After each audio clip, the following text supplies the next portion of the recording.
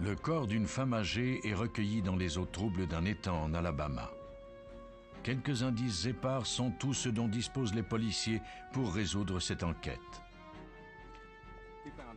Au Texas, le corps d'une femme emportée lors d'une crue subite est retrouvé en aval d'une rivière. Les experts parviendront-ils à établir qu'il y a eu meurtre?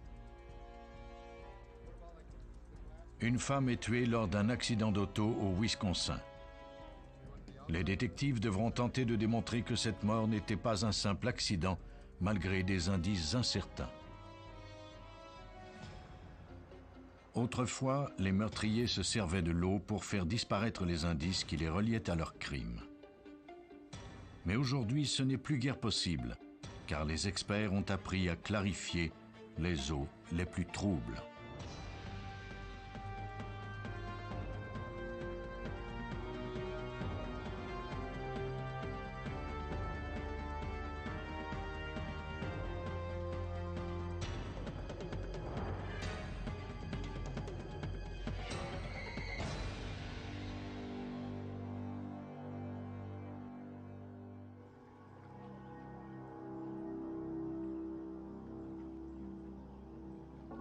Grand Bay, en Alabama, le 21 mai 1994.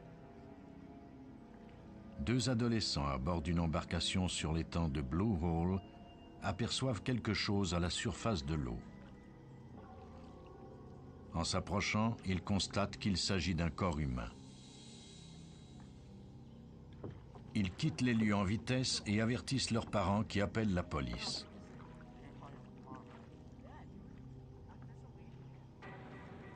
Les adjoints du shérif arrivèrent peu après sur la scène et repêchèrent le corps d'une femme âgée. À l'évidence, il ne s'agissait pas d'une noyade accidentelle. Un cric d'automobile était enchaîné à sa taille et ses deux mains avaient été coupées.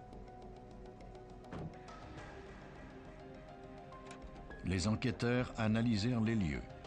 Pendant ce temps, au poste de police, d'autres agents passaient en revue les dossiers des personnes disparues. Un seul d'entre eux correspondait à la description de la victime. Irma Williams, 85 ans, avait été portée disparue la veille à Moss Point, au Mississippi. Les répartiteurs du poste de police appelèrent le détective John Gaffney, qui enquêtait sur cette disparition. Ils m'ont avisé qu'au bureau du shérif de Mobile County, on avait découvert un corps à Grand Bay, dans l'Alabama, juste à côté de notre territoire. Ils croyaient qu'il s'agissait peut-être de la personne disparue. Des détectives de la police de Moss Point County furent dépêchés sur les lieux. En entendant la description détaillée de la victime, ils étaient d'avis qu'il s'agissait bien du corps d'Irma Williams. Le cas de cette personne disparue devenait donc un cas d'homicide. Les enquêteurs entamèrent leurs recherches aux alentours de la scène du crime pour découvrir des indices sur le meurtrier. Une grosse quantité de détritus et de débris s'était accumulée près de l'étang. Il serait difficile d'y trouver des indices.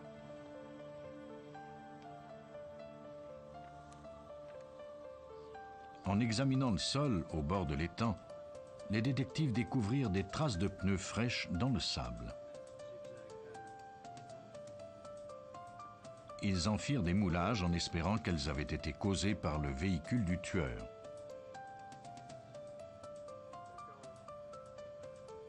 Ils poursuivirent leurs recherches. Il y avait un mégot de cigarette au bout aplati caché dans les broussailles. Contrairement aux autres détritus, il semblait plutôt récent. Les experts le recueillirent et l'envoyèrent au laboratoire pour le faire analyser.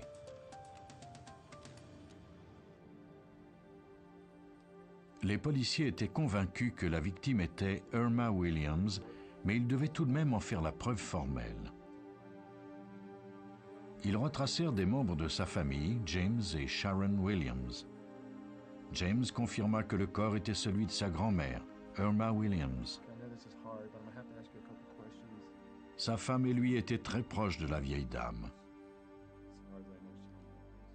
Elle était pleine de vie et aimait sa famille.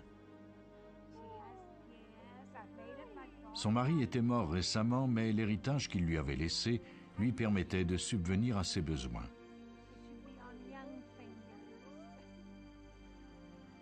Le père de James, Henderson Williams, était quant à lui en froid avec sa mère, Irma.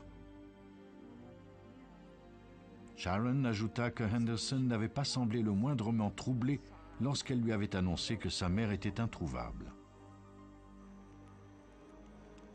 Sharon s'était rendue chez son beau-père la veille vers 23 heures et l'avait trouvé en train de brûler des déchets dans sa cour. Lorsqu'elle lui avait dit que sa mère avait disparu, Henderson avait paru distrait et peu concerné. Il était visiblement plus intéressé par le feu qu'il entretenait. En dépit de l'indifférence manifeste de Henderson, Sharon et James ne pouvaient s'imaginer qu'il puisse être impliqué dans le meurtre de sa propre mère. L'autopsie d'Irma Williams fut pratiquée par Upshaw Downs, le médecin légiste en chef de l'État de l'Alabama. La cause de la mort, un traumatisme sévère à la nuque infligé par un objet contondant. Irma Williams était morte bien avant d'avoir été abandonnée dans l'étang. Pour Upshaw Downs, la façon dont les mains avaient été sectionnées était également révélatrice. L'amputation était très nette. Visiblement, elle avait été pratiquée avec un objet acéré comme un couteau ou un rasoir. Il n'y avait pas eu d'hémorragie ou de saignement dans les tissus. Cela m'indiquait que la blessure avait été faite post-mortem, que le meurtrier avait tenté de camoufler l'identité de la victime. Le fait que le meurtrier se soit donné autant de mal pour cacher l'identité de la victime pouvait signifier qu'il était un de ses proches.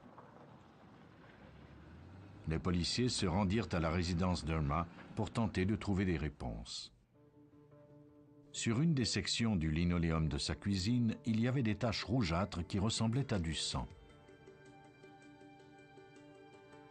Un sac de plastique découvert sous l'évier de la cuisine semblait également taché de sang. À n'en pas douter, il s'agissait là de la scène du crime. Sur la table, les policiers remarquèrent un cendrier rempli de mégots de cigarettes. Leur bout était aplati, exactement comme celui qu'on avait découvert près de l'étang. J'ai vu qu'il y avait un cendrier rempli de mégots, dont l'embout avait été mordillé de façon caractéristique. J'ai interrogé la famille au sujet de ces mégots, et on m'a répondu que c'était ceux d'Henderson, qu'il avait une façon particulière de les mordiller.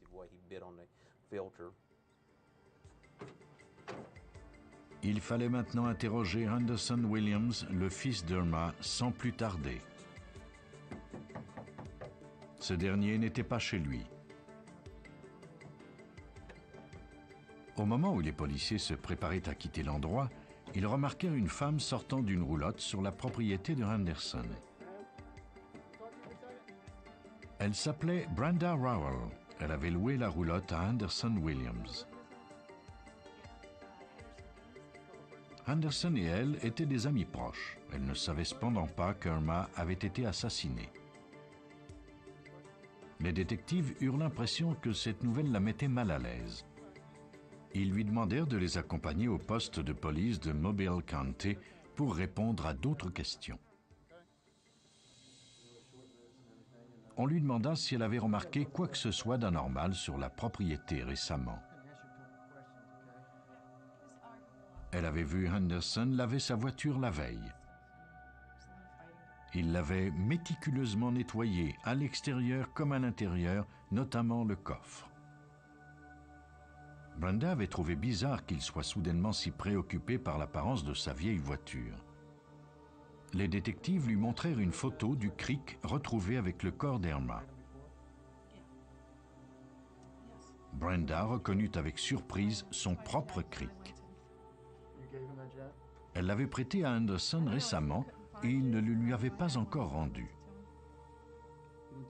Les détectives l'interrogèrent ensuite sur la relation entre Anderson et sa mère. Depuis la mort du mari d'Irma, ils se disputaient souvent, sa mère et lui, au sujet de l'héritage. Irma trouvait son fils pingre et paresseux. Elle avait décidé de le rayer de son propre testament et ne lui avait pas permis de disposer de l'argent que son mari lui avait laissé. Anderson était devenu furieux. Brenda admit que quelques semaines plus tôt, elle s'était disputée avec lui. Il désirait qu'elle signe le nom d'Irma sur des chèques qu'il avait volés à sa mère. Brenda avait hésité, mais Anderson avait menacé de l'évincer si elle refusait. Elle n'avait pas le choix. Elle avait imité la signature d'Irma sur les chèques. Pour corroborer la déposition de Brenda Rowell, ils rencontrèrent la directrice de la banque d'Irma. Elle confirma les déclarations de Brenda. Peu de temps avant sa mort, Irma avait même déposé une plainte contre son fils pour avoir tenté d'encaisser des faux chèques. Cette information ne prouvait pas qu'il y avait eu homicide, mais elle permettrait au moins aux détectives d'obtenir un mandat de perquisition de la propriété d'Anderson. Les policiers attendirent son départ pour se rendre chez lui.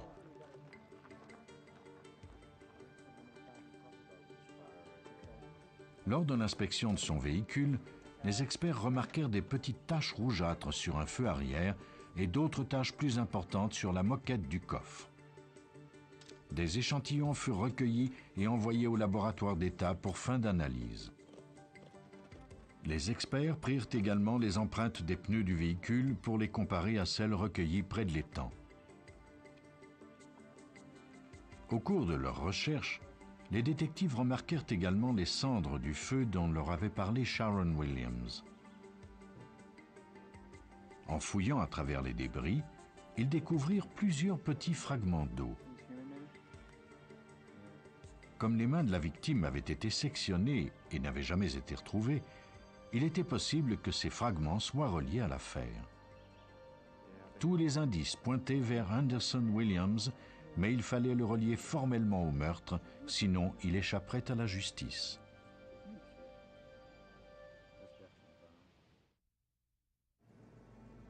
Des policiers de l'Alabama et du Mississippi tentaient de résoudre le meurtre d'Irma Williams, 85 ans, dont le corps avait été découvert dans un étang de la région. Les preuves indirectes pointaient vers son fils, Anderson Williams, mais les détectives ne disposaient pas encore de preuves formelles de son implication. Les objets recueillis lors de la fouille de la propriété d'Anderson furent envoyés au service de criminalistique de l'Alabama. La sérologue Elaine Scott analysa les taches de la moquette du coffre de la voiture de Anderson.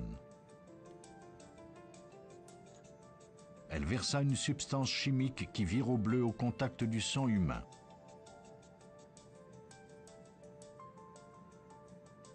Lors de l'analyse préliminaire, elle détermina que les taches étaient bien du sang humain.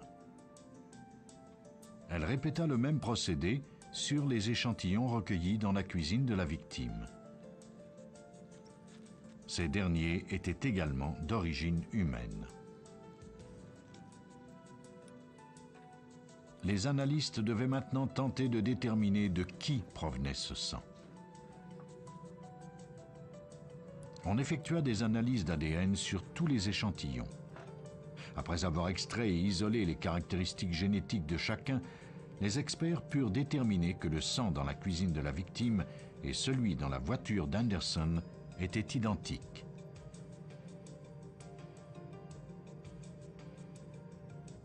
Lorsque ces résultats furent comparés à l'échantillon d'ADN prélevé lors de l'autopsie d'Irma, les résultats étaient indiscutables. The bloodstains in this case Dans cette enquête, les tâches démontraient que la victime avait perdu du sang dans sa maison et également dans la voiture. Ces preuves étaient très incriminantes, mais avant de passer aux conclusions, il restait encore aux détectives à prouver que Henderson Williams s'était physiquement trouvé sur la scène du crime. Un seul indice n'avait pas été analysé. Il s'agissait du mégot de cigarette découvert près de l'étang. Les traces de salive qui s'y trouvaient étaient microscopiques, mais elles contenaient suffisamment d'ADN pour être soumises à une analyse.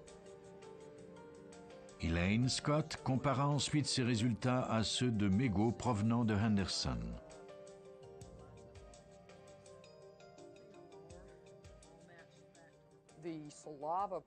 La salive nous a fourni un profil d'ADN qui correspondait à celui de Williams.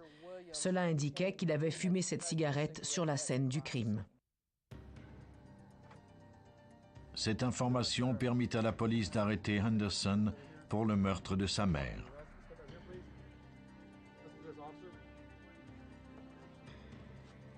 Lors de sa détention provisoire, Henderson maintint qu'il était innocent et déclara qu'il n'était pas allé à cet étang depuis très longtemps. Mais toutes les preuves indiquaient le contraire. Les experts avaient comparé les empreintes de pneus de la scène du crime à celles des pneus de la voiture d'Henderson et prouvé qu'elles étaient identiques. La police croit qu'Henderson Williams est devenu fou de rage lorsqu'il a appris que sa mère lui refusait l'héritage de son père.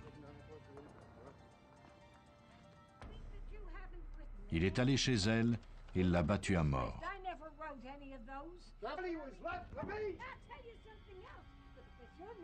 Il lui a ensuite amputé les mains en espérant que la police serait incapable de l'identifier. Puis, il s'est débarrassé de son corps dans l'étang. En avril 1996, Henderson Williams comparut devant les tribunaux pour le meurtre de sa mère, Irma Williams. Il fut jugé coupable et condamné à la prison à vie. En Alabama, les policiers savaient dès le début qu'ils avaient affaire à un homicide. Mais au Texas, des enquêteurs devraient d'abord déterminer si la mort d'une femme était accidentelle ou criminelle pour poursuivre leur enquête. Dans cette histoire, certains noms ont été changés. Fort Worth, au Texas, 3 mai 1987. Francis et Jesus de la Rosa se préparaient à passer une soirée tranquille dans leur maison de banlieue lorsqu'ils entendirent des cris à l'extérieur. Un homme trempé jusqu'aux os, l'air hagard, trébucha en entrant chez eux. Il leur demanda d'appeler le service d'urgence. Sa voiture avait été emportée lors d'une crue subite et sa petite amie avait disparu. L'appel fut transmis à l'équipe de sauvetage du service de police de Fort Worth. Pour eux, ces urgences étaient par trop familières. Des pluies torrentielles s'étaient abattues sur le secteur de Fort Worth depuis un mois et détruisaient tout sur leur passage. L'équipe de secours effectua des recherches près du pont où la voiture avait été emportée. Des plongeurs explorèrent le fond de la crique à la recherche de la femme ou de son véhicule. Après plusieurs heures de recherches intensives, ils n'avaient toujours rien trouvé. Pendant les recherches, la police interrogea Domingo Turro, un immigrant cubain de 40 ans qui parlait difficilement l'anglais. Turro déclara qu'il avait tenté de conduire sur la route malgré l'eau qui l'obstruait. Le détective Mike Garvin travaillait sur cette enquête. Il ne s'était pas rendu compte de la force du courant. Il a essayé de reculer, mais il était trop tard. Le courant l'entraînait vers la crique.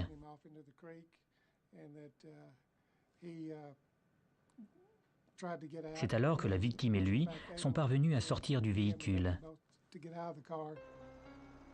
Turro déclara à la police qu'il avait saisi sa petite amie, Janice Walters, 20 ans, pendant que la voiture se remplissait d'eau et était emportée par le courant.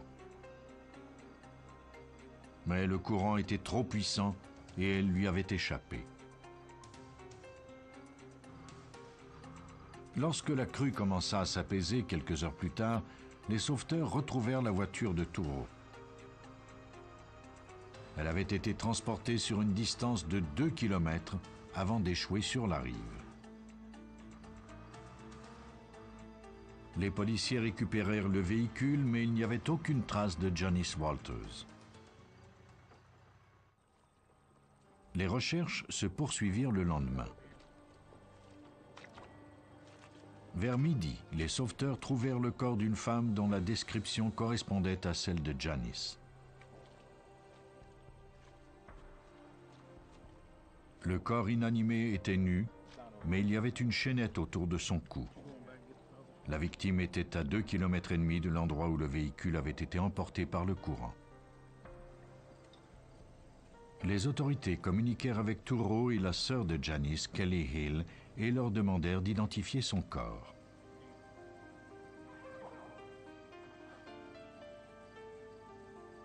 Kelly confirma qu'il s'agissait bien de sa sœur. Les détectives remarquèrent qu'elle semblait froide et distante à l'égard de Domingo Touro. Au cours de sa déposition, plus tard le même jour, Kelly déclara que tous les membres de sa famille désapprouvaient la relation de Janice avec Touro. Le corps de la jeune femme fut transporté à la morgue de Tarrant County pour y être autopsié. Le médecin légiste Nizam Pirwani fut immédiatement surpris par l'état du corps. Une des choses étranges que j'ai remarquées lors de l'autopsie, c'est que le corps était nu. On nous avait dit qu'elle portait un chemisier et des jeans. En 20 ans de carrière, je n'ai jamais vu de cas semblable où le corps a été complètement déshabillé. La chaînette de la victime était quant à elle intacte, en dépit du fait qu'elle avait des blessures autour du cou.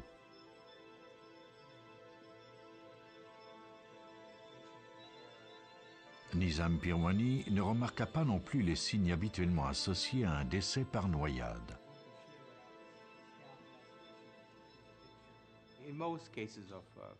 Lorsqu'un individu se noie, on remarque de l'écume teintée de sang sortir du nez et de la bouche.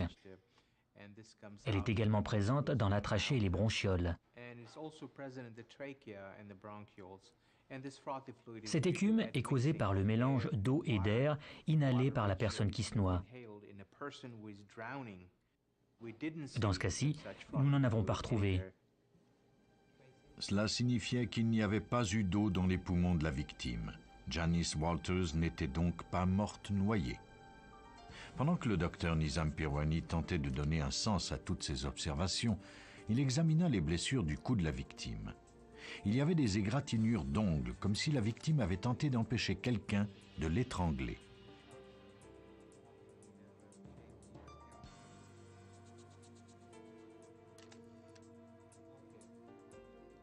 Lors de l'examen interne de la victime, Pirwani remarqua que la jeune femme était enceinte depuis peu. Et ce n'était pas tout. Il y avait eu des hémorragies importantes dans les muscles autour de son cou. Pour Nizam Pirwani, une seule conclusion était possible. Nous n'avons pas observé d'eau dans les poumons, ni d'écume ou de traces de sang dans la trachée et les bronches. Cette absence de symptômes, doublée des blessures remarquées autour du cou, indiquait qu'elle avait été étranglée manuellement.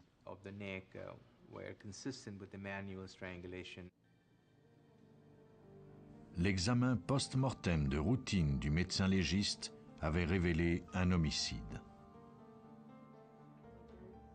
Après avoir examiné le rapport d'autopsie, le détective Mike Garvin décida de soumettre le petit ami de Janice, Domingo Touro, à un interrogatoire. Pour éviter tout quiproquo à cause de la langue, il engagea un interprète.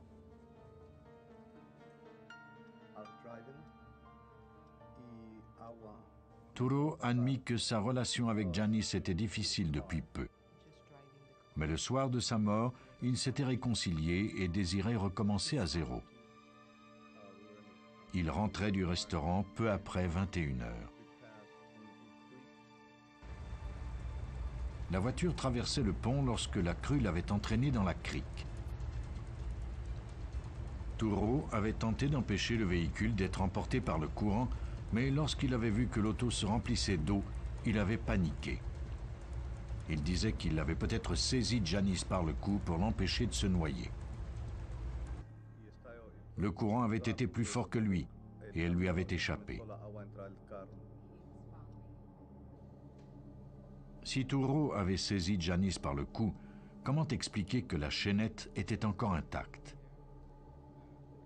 Le rapport d'autopsie de Pirwani et les déclarations contradictoires de Turo laissaient présumer qu'il était peut-être responsable de la mort de Janice Walters. Mais jusqu'à présent, les enquêteurs ne disposaient pas de preuves formelles.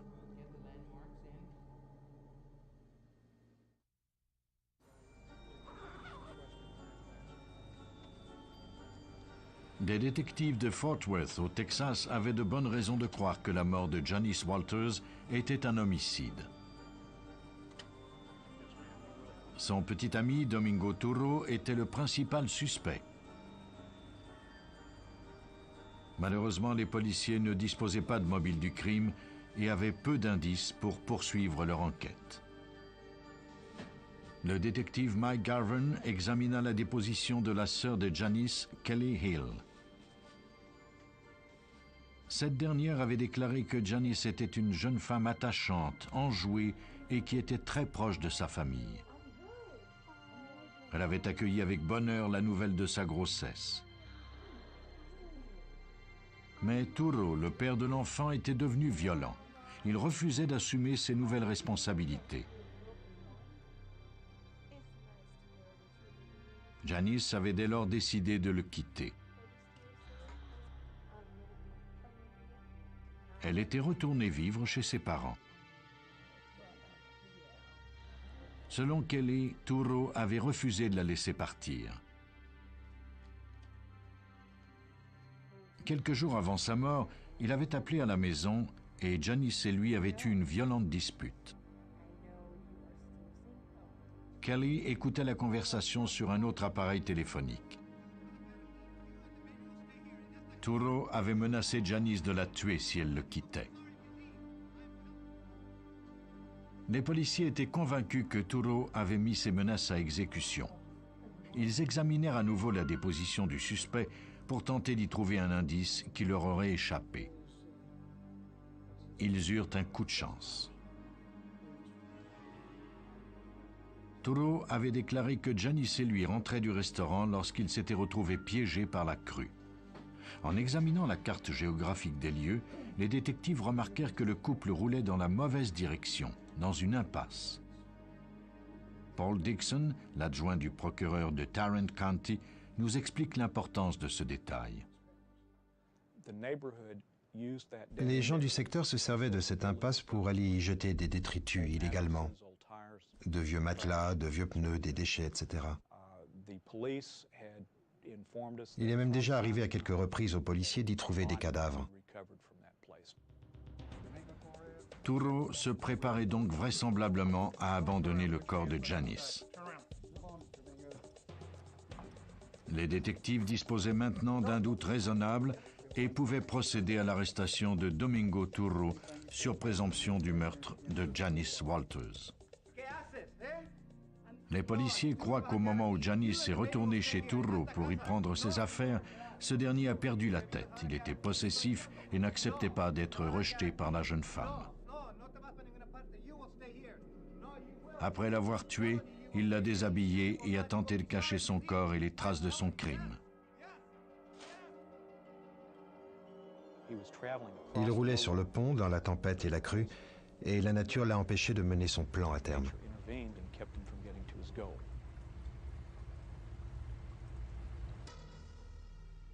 Domingo Turo comparut devant les tribunaux et fut jugé coupable du meurtre de Janice Walters. Il fut condamné à 45 ans de prison. La criminalistique a été primordiale dans cette affaire. Sans Nizam Pirwani et son autopsie, nous n'aurions pas pu prouver qu'il y avait eu strangulation. Même si la famille de la victime soupçonnait Touro de l'avoir tué, nous n'aurions jamais pu en faire la preuve.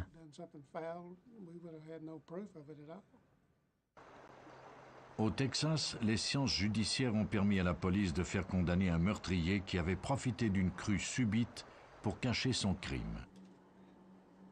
Au Wisconsin, un autre médecin légiste devrait déterminer si la mort était accidentelle ou s'il s'agissait plutôt d'un meurtre déguisé. Le 22 juin 1990, dans la ville de Berlin, au Wisconsin, l'employé d'une entreprise d'explosifs s'apprêtait à fermer boutique lorsqu'il entendit quelqu'un appeler à l'aide. Un homme couvert de boue déclara qu'il venait d'avoir un accident de voiture et que son ex-femme avait perdu connaissance. Après avoir avisé le service d'urgence, les deux hommes retournèrent rapidement sur les lieux de l'accident. En l'espace de quelques minutes, des agents du bureau du shérif de Lake County et des ambulanciers de Berlin arrivèrent sur les lieux. Dans un fossé rempli d'eau, ils trouvèrent une voiture blanche appuyée contre un talus boueux. Le corps d'une femme, le visage sous l'eau, fut repêché. Les ambulanciers s'empressèrent de lui administrer les premiers soins, mais s'aperçurent rapidement qu'elle ne respirait plus.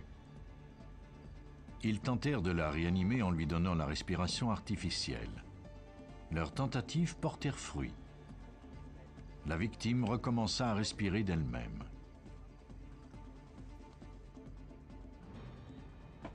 Elle fut immédiatement transportée à l'hôpital.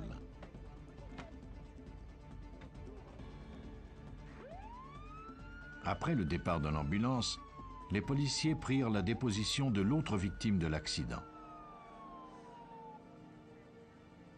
L'homme s'appelait Daniel Egan et la femme était Darlene, son ex-conjointe. Il déclara qu'elle avait donné un coup de volant pour tenter d'éviter un cerf et que la voiture avait plongé dans le fossé. Egan s'était alors empressé de chercher de l'aide, mais quand il était revenu, il avait trouvé Darlene la tête sous l'eau.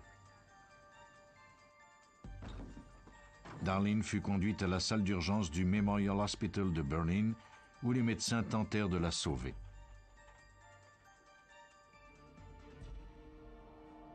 Un agent du service de police de Green Lake rencontra les membres de la famille de Darlene à l'hôpital. Pendant qu'il leur expliquait comment s'était produit l'accident, le médecin leur annonça que Darlene n'avait pas survécu à ses blessures. Ses proches furent accablés par la nouvelle. De plus, il ne s'expliquait pas pourquoi Darlene était en compagnie de son ex-mari, comme nous le raconte l'agent Ron Click.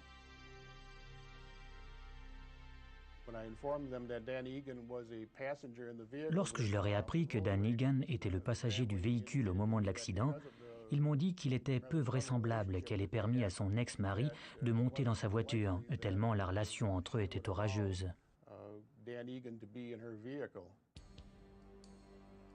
L'agent communiqua avec les détectives sur la scène de l'accident et leur transmit cette information. Les agents de patrouille de l'État du Wisconsin tentèrent de reconstituer l'accident. Ils mesurèrent l'angle et les dimensions des traces des pneus sur la route et en conclurent que la voiture roulait à environ 80 km/h, soit un peu moins que la limite autorisée. Mais les traces sur l'asphalte n'étaient pas le résultat d'un freinage. Elles avaient plutôt été causées par un virage à haute vitesse. Selon l'agent Dennis McConnell, c'était plutôt étrange. Dans 99% des cas, lorsqu'un automobiliste fait soudainement face à un danger, comme l'arrivée d'un cerf sur la route, il met le pied sur le frein. Mais dans ce cas-ci, rien n'indiquait que cela s'était produit ainsi. Pour les détectives, c'était suffisant pour exiger un examen judiciaire du véhicule. Il fut remorqué à la fourrière de la police. De son côté, le médecin légiste de l'hôpital pratiqua l'autopsie de Darlene Egan. À en juger par la quantité d'eau dans ses poumons, elle était morte par noyade. Un détail était cependant troublant. Il y avait une grande quantité de boue dans ses yeux, son nez et ses oreilles.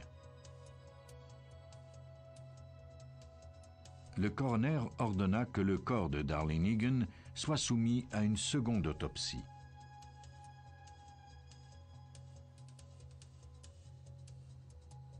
Le soir même, des experts examinèrent sa voiture. Ils remarquèrent que la ceinture de sécurité de la conductrice passait par-dessus le volant et était toujours attachée. Il y avait également beaucoup de boue à l'avant du véhicule. Cela n'était pas étrange en tant que tel, mais un examen attentif du pare-choc leur permit de remarquer un cheveu dans la boue. Le cheveu fut envoyé au laboratoire pour y être analysé. Des spécialistes allaient déterminer plus tard que ce cheveu n'appartenait pas à Darlene Egan. Le lendemain, les enquêteurs interrogèrent Dan Egan à nouveau. Ils lui demandèrent un compte-rendu détaillé des événements. Dan déclara qu'au moment de l'accident, il se rendait chez sa mère avec Darlene pour y chercher leurs 2 enfants. Tout à coup, son ex-femme avait crié qu'elle avait aperçu un cerf et avait braqué son volant vers la droite. La seule chose dont il se rappelait par la suite, c'était la voiture dans le fossé. Darlene ne parlait pas et gisait contre la portière du conducteur. Egan était ensuite sorti rapidement du véhicule et s'était rendu à l'entreprise d'explosifs pour obtenir de l'aide. Il était retourné sur la scène de l'accident quelques minutes plus tard. Il ne comprenait pas comment Darlene s'était retrouvée la figure sous l'eau. Il croyait qu'elle était peut-être parvenue à sortir du véhicule, puis qu'elle avait perdu connaissance à nouveau. Pour l'agent Rick Lowell du service d'enquête criminelle du Wisconsin, la version d'Egan n'était pas conforme aux faits. Nous avons vite constaté qu'il n'avait pas eu assez de temps pour sortir du véhicule, courir et chercher de l'aide, et qu'elle tombe dans l'eau et se noie avant son retour sur les lieux. Ça ne fonctionnait pas. Quelque chose clochait. Nous avons donc décidé de réexaminer l'affaire plus attentivement. Les circonstances entourant la mort tragique de Darlene Egan soulevaient trop de questions. Le médecin légiste fournirait les réponses.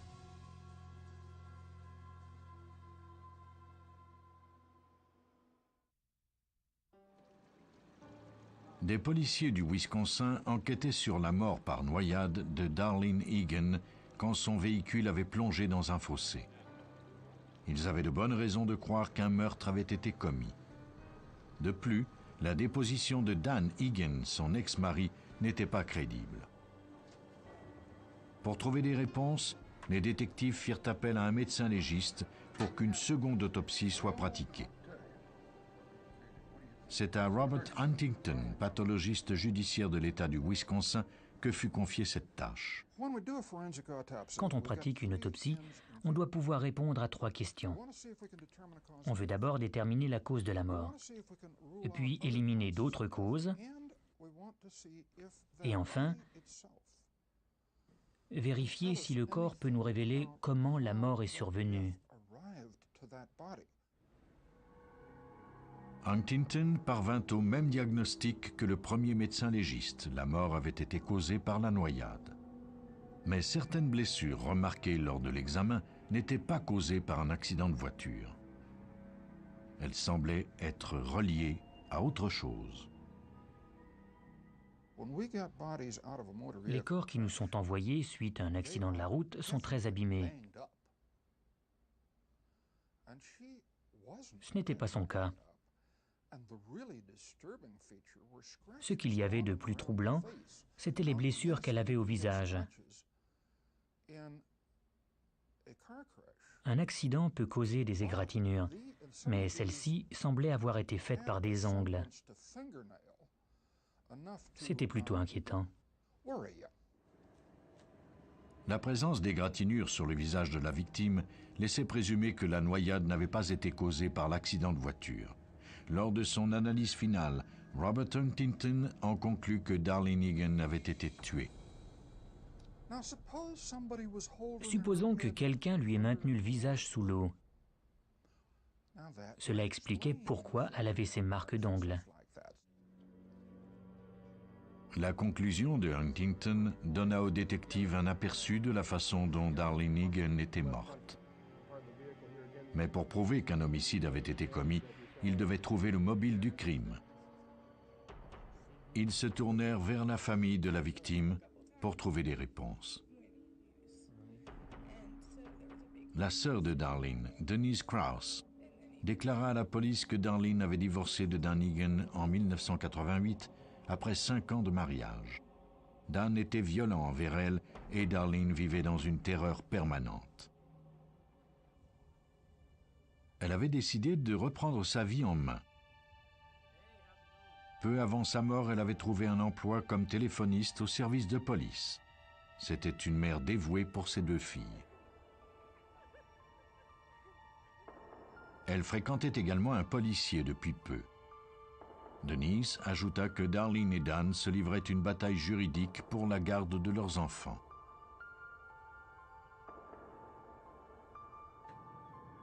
Le mobile du meurtre prenait forme. Les policiers téléphonèrent à l'avocate de Darlene. Cette dernière leur apprit que Darlene avait obtenu la garde principale des enfants.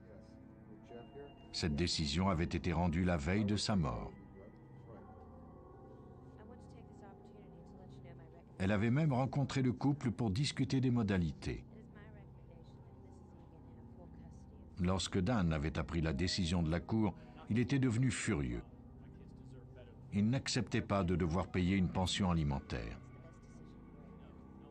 Il s'était juré de garder ses enfants, peu importe les conséquences.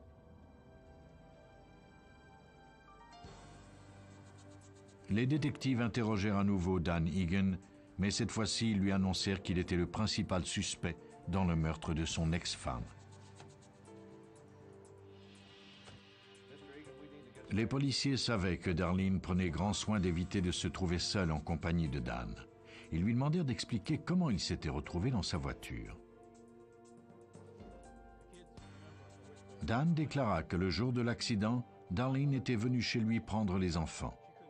Mais c'était la mère de Dan qui s'occupait d'eux pour la journée et elle n'avait pas de voiture pour venir les reconduire chez lui. Dan était dans la même situation et ne pouvait pas aller les chercher non plus. Il reconnut que Darlene était en colère à son arrivée lorsqu'elle avait appris qu'elle devait aller chercher ses enfants chez sa belle-mère. Les 2 femmes ne s'entendaient pas bien. Selon Dan, c'est elle qui lui avait demandé de l'accompagner. C'est durant ce déplacement vers la maison de sa mère que l'accident avait eu lieu. Avant son départ, Egan accepta de donner un échantillon de ses cheveux à la police. L'échantillon fut envoyé au laboratoire du Wisconsin pour y être examiné. Il fut ensuite comparé aux cheveux qui avaient été trouvés sur le pare-choc de la voiture de Darlene. Les 2 cheveux étaient absolument identiques. Pour les détectives, il n'y avait qu'une seule possibilité.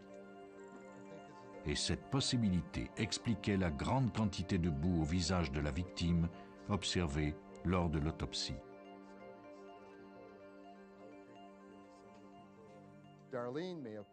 Il est possible que Darlene ait tiré les cheveux de son mari qui cherchait à lui mettre la tête sous l'eau. Poussée sous l'auto, elle s'est peut-être agrippée au châssis du véhicule pour se dégager de cette situation. C'est alors qu'au cours de ses manœuvres, un de ses cheveux dans sa main s'est collé à la boue sur l'auto. En luttant pour sa vie, Darlene avait laissé derrière elle la preuve de son homicide. Les enquêteurs disposaient enfin des éléments qui leur permettraient d'arrêter Dan Egan pour le meurtre de son ex-femme.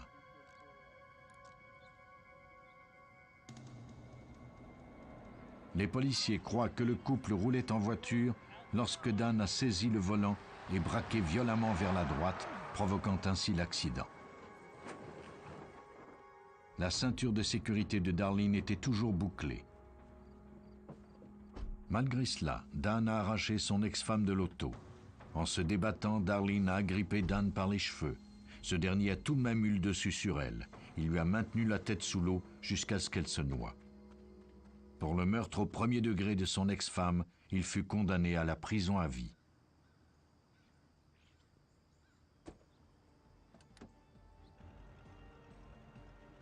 Par le passé, les meurtriers arrivaient sans peine à être lavés de tout soupçon, mais ce n'est plus le cas aujourd'hui. La science permet à la justice de les faire condamner pour leurs actes, même quand les victimes gisent dans les eaux les plus troubles.